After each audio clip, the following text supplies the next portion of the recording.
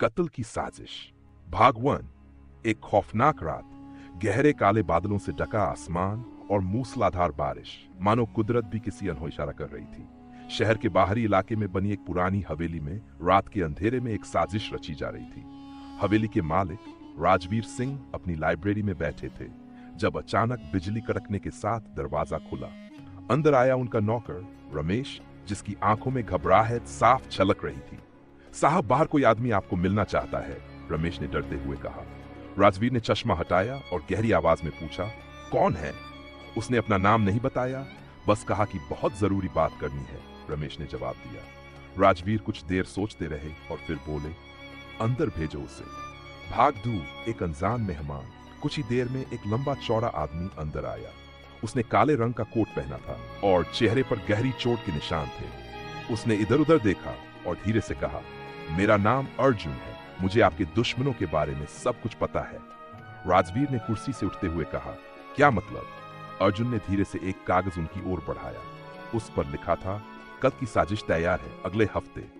राजवीर का चेहरा सफेद पड़ गया। कौन करना चाहता है मेरा कत्ल? अर्जुन ने गंभीर लहजे में कहा, वह इंसान जिसे आप सबसे ज्यादा भरोसेमंद समझते हैं।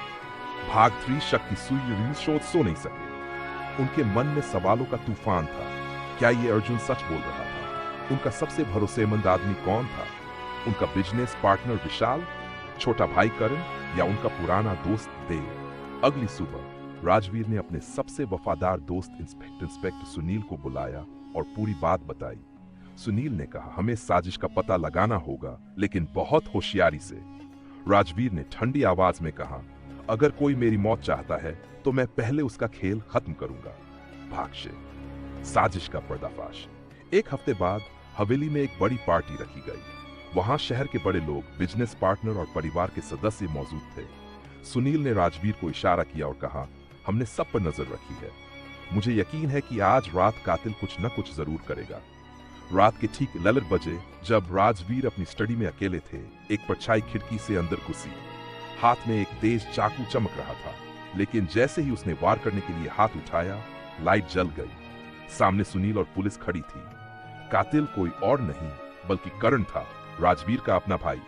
भाग भाई। साजिश के पीछे की करण ने गुस्से से कहा, तुमने हमेशा मुझे छोटा समझा, अपनी दौलत और ताकत का घमंड था तुम्हें। मुझे भी अपना हक चाहिए था, लेकिन तुमने मुझे हमेशा नजरअंदाज किया। राजवीर की आंखों में दुख और गुस्सा था। तूने मेरे कत्ल की साजिश रची, मैं तुझे अपना भाई मानता था और तूने मेरे खून का ही सोच लिया। करण कुछ नहीं बोला। पुलिस उसे गिरफ्तार करके ले गई। राजवीर खिड़की से बाहर देखते रहे। बारिश अभी भी हो रही थी, लेकिन अब उनका मन पहले से ज्यादा शांत था।